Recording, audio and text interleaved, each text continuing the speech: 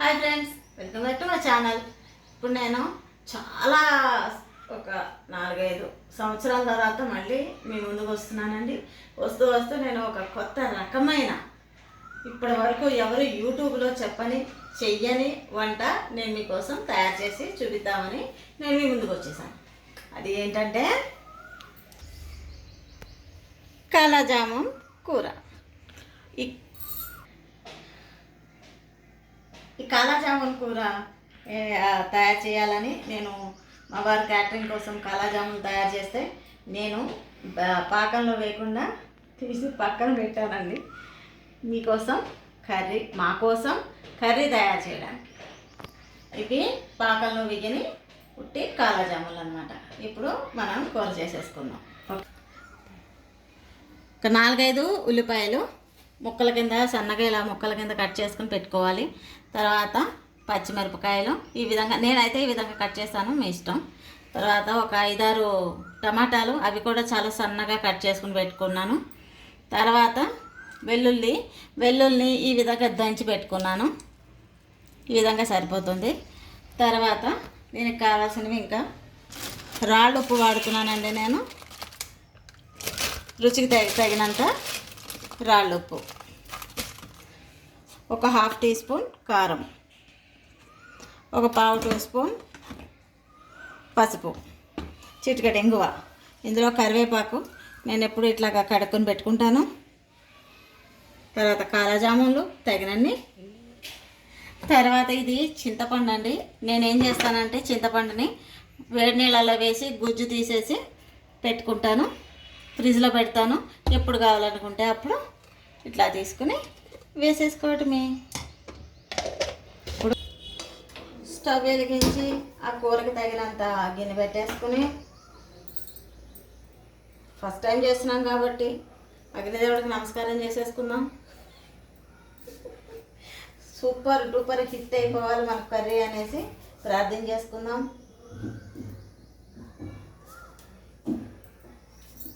నూనె కాగేటప్పుడు పసుపు, తర్వాత ఇంకొకటి చెప్పలేదండి ఇందులోనే,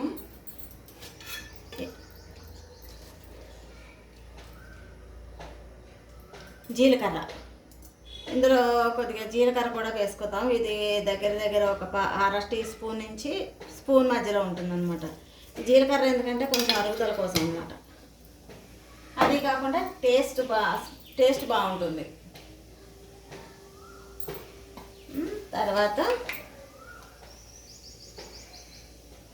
ఇంగువ 1/4 టీ స్పూన్, చిటికెడు అనుకోండి.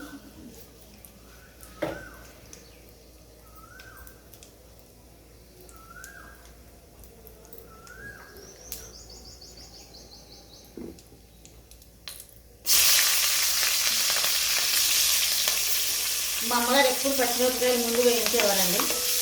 బాగా వేస్తే దాని టేస్ట్ బాగుంటుందని.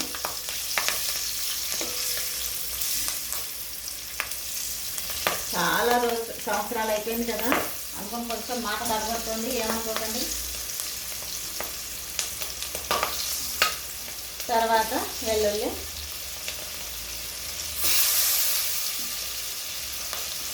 కొంచెం మీడియంలో పెట్టేసుకుని స్టవ్ని వేడి చేసుకున్నాం.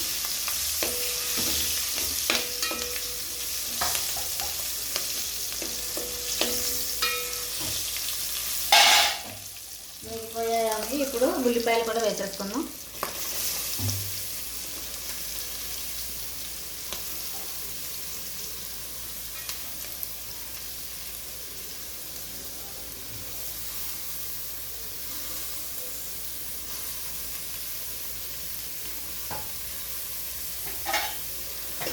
బాగా కలిపేసేసుకుని ఉల్లిపాయలు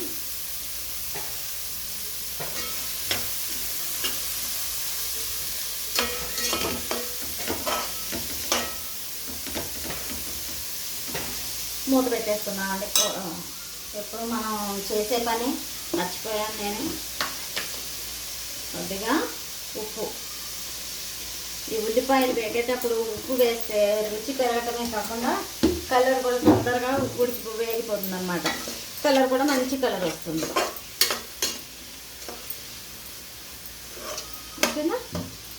ఉల్లిపాయలు మగ్గేంత వరకు మనం మూత పెట్టేసేసుకుని వేయించేద్దాం.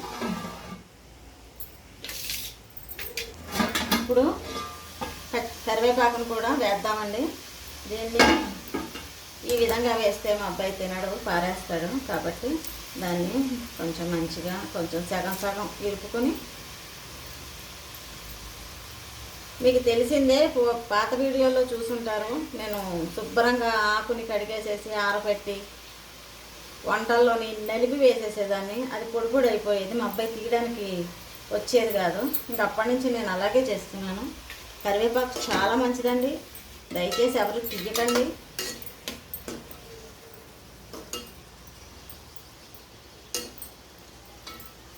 ఇప్పుడు ఇవి బాగా మగ్గేంత వరకు మనం మూత పెట్టేస్తాము. చూద్దాం.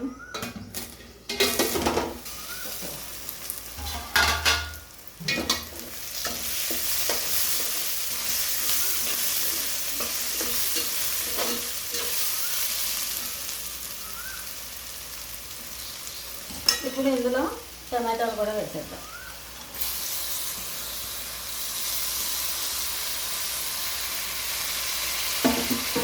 టమాటాలు వేసేసి కూరకి సరిపడినంత ఉప్పు ఇప్పుడే వేసేసుకోవటం. కొంచెం తక్కువే వేసుకోండి, కావాలనుకుంటే మళ్ళీ వేసుకోవచ్చు.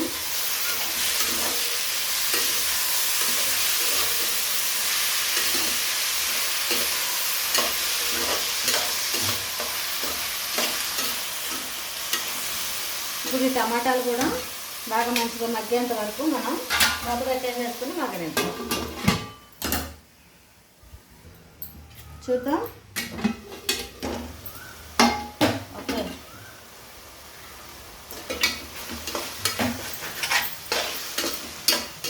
టమాటా కూడా ఉడికిపోయింది. ఇప్పుడు ఇందులో కారం వేసేస్తున్నాను. తర్వాత ఒక స్పూను చింతపండు గుజ్జు వేసి ఒకసారి కలుపుతాం.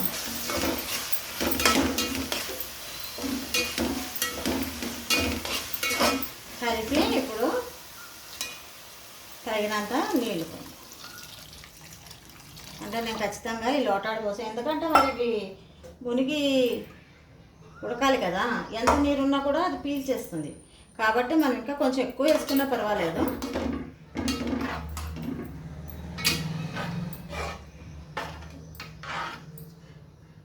ఇంకా కొన్ని నీళ్ళు పోద్దామండి.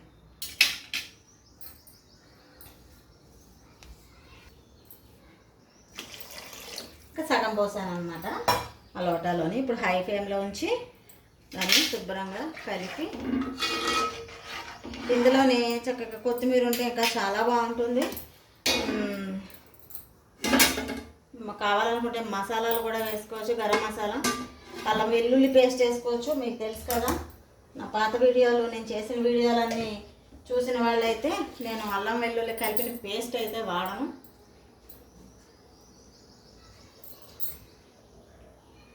కాబట్టి ఇది తర్వాత పుదీనా కూడా వేసుకోవచ్చు. అంటే పుదీనా ఒక్కటి వేస్తే చాలు, అసలు ఆ మసాలా స్మెల్లే ఎక్కువగా బాగా వస్తుంది. అదనమాట, మీకు కావాల్సినట్టు వేసుకోవచ్చు. నేనైతే ఆ మసాలా వేయట్లేదు. అది బాగా ఉడికిన తర్వాత అప్పుడు నీళ్ళు బాగా మరగాలన్నమాట. మరిగిన తర్వాత అప్పుడు మళ్ళీ చూద్దాం.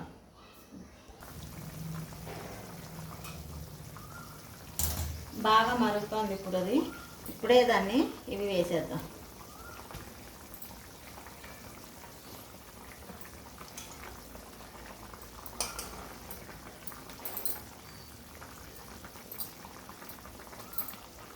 మొత్తం 12 వేసాను అన్నమాట.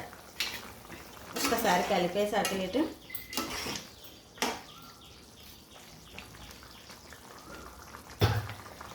మమ్మీ 4 కూడా వేసేస్తాను. వేసేద్దాం అంతే.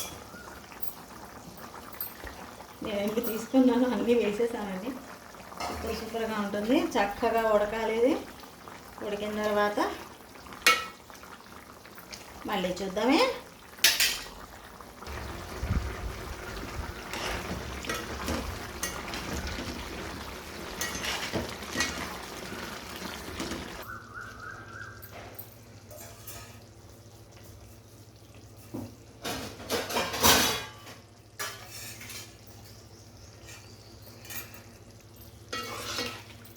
చక్కగా అయిపోయింది.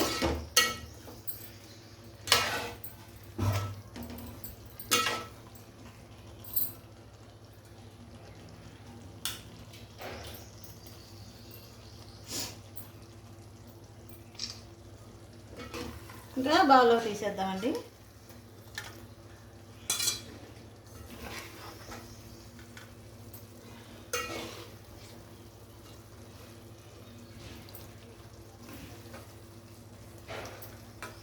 హర్ష, అసలే విషయం మర్చిపోయాను, స్టవ్ కట్టేసి మనం తీసేద్దాం. కొద్దిగా అడవులు మాడినట్టు అనిపించినా అసలు ఆ స్మెల్లే లేదు, మంచిగానే కావుతాను.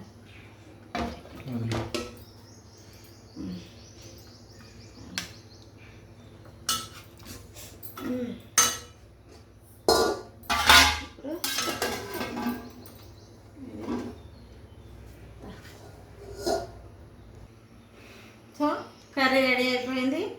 చక్కగా హ్యాపీగా దీన్ని రైస్లో తినచ్చు, చపాతీలో తినచ్చు, ఆఖరికి మనం పరోటా, పుల్కా వీటిలోనే కాకుండా ఈ దోశల్లో కూడా చక్కగా తినచ్చు. దీన్ని ఒకసారి ఇది కాలాజామును కొంచెం విరిచి చూద్దాము. కాలాజామును ఉడికిందా లేదా చక్కగా మనకి చూసారా, చక్కగా నీరు పీల్చింది. మొత్తం ఈ ఉప్పు కారం అంతా కూడా దీనికి పట్టుందన్నమాట.